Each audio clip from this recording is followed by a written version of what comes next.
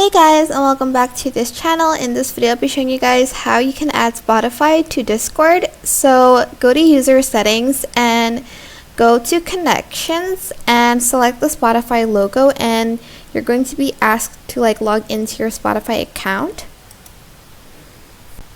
Now once you have logged in, this will appear and you're just going to go back to Discord, and you're just going to enable these display in profile and display Spotify as your status. So whenever you play a song on Spotify, it's going to show on your activity status what you're listening to on Spotify.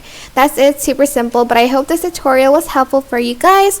Don't forget to like, comment, share, and also subscribe to this channel if you haven't done that already. If you have any questions, just leave it in the comment section down below. I will try my best to answer them all for you guys. And if you found this video helpful, please click the thanks button above the description box down below.